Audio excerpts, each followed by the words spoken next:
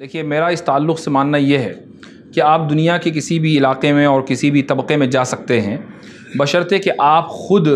مضبوط ہوں۔ گھر سے جب تک مضبوط نہیں ہوں گے تب تک آپ باہر مضبوط نہیں ہو سکتے۔ اگر آپ یہ سمجھتے ہیں کہ کسی ڈسکورس پروگرام میں یا کسی یونیورسٹی میں یا کسی کالج میں جا کر آپ اپنے فلسفے کو سیکھیں گے، آپ اپنے علم کلام کو سیکھیں گے، تو میرے نزدیک یہ ایک وہم ہے۔ یعنی جب تک آپ کا خود اپنا علم کلام مضبوط نہ ہو، آپ کے خود اپنے نظریات مضبوط نہ ہو، تب آپ جائیں گے تو ایک برابری کی سطح پر مکالمہ ہوگا۔ لیکن اگر آپ سیکھنے ہی ان سے جا رہے ہیں، آپ انہی کی بات سیکھنے جا رہے ہیں، تو میں نہیں سمجھتا کہ آپ اپنے نظریات کے اوپر اس تسلب کے ساتھ قائم رہ پائیں گے۔ یاد رکھیے کہ تعصب بری چیز ہے لیکن تسلب بری چیز نہیں ہے، اور خصوصاً بیرونی محاذ پر ہمیں جتنا تسلب ہو اختیار کرنا اتنا ضروری ہے۔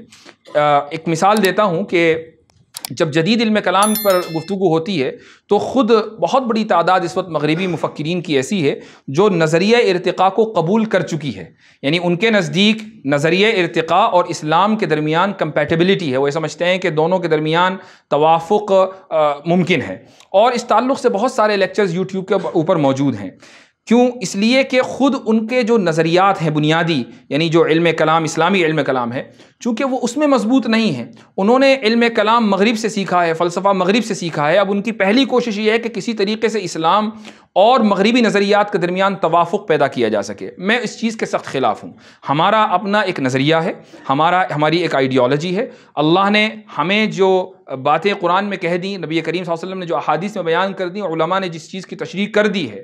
اب اس سے کمپرومائز نہیں ہے جب بات ہم غیر مسلموں سے کر رہے ہیں، جب بات ہم مغربی فکر اور مغربی تہذیب سے کر رہے ہیں۔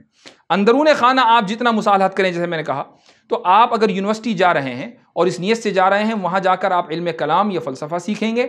یہ ممکن نہیں ہے۔ ہاں، آپ گھر میں فلسفہ اور علم کلام سیکھیں، وہاں جا کر آپ فلسفی میں پی ایچ ڈی کر لیں، تو انشاءاللہ امید ہے کہ آپ استقامت کے ساتھ دین پر باقی رہیں گے۔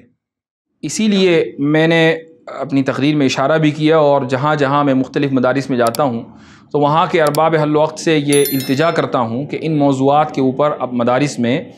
ڈپارٹمنٹس ہونے چاہیے، تاکہ طلباء کو اس کمی کا احساس نہ ہو، یا اس کمی کو پورا کرنے کے لیے وہ ان جگہوں کا رخ نہ کریں کہ جہاں اس بات کا بہت قوی امکان ہے کہ وہ اپنے دین کو کھو بیٹھیں یا کم سے کم مصالحت پسندانہ رویے کا شکار ہو جائیں۔ تو جب انہی مدرسوں میں وہ پلیٹ فارم دے دیا جائے گا، مغربی فکر کی مکمل تعلیم آپ کو یہیں دی جائے گی، تو اب آپ کہیں بھی چلے جائیں گے آپ متاثر نہیں ہوں گے۔ اور الحمدللہ اس کا تھوڑا سا تجربہ ہمیں ہے، ابھی تجربہ کر بھی رہے ہیں۔ ہم مدرسے میں جہاں پڑھاتے ہیں امریکہ میں،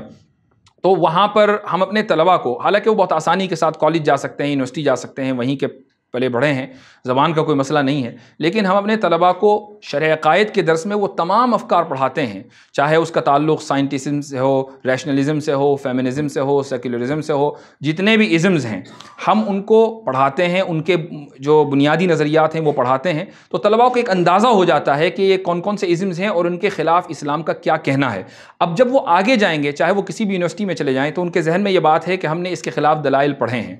تو اگر اس طریقے سے مدارس کے اندر تیاری ہو تو کوئی یعنی اس میں کسی بھی طالب علم کو کبھی بھی وہ احساس کمتری میں مبتلا نہیں ہوگا۔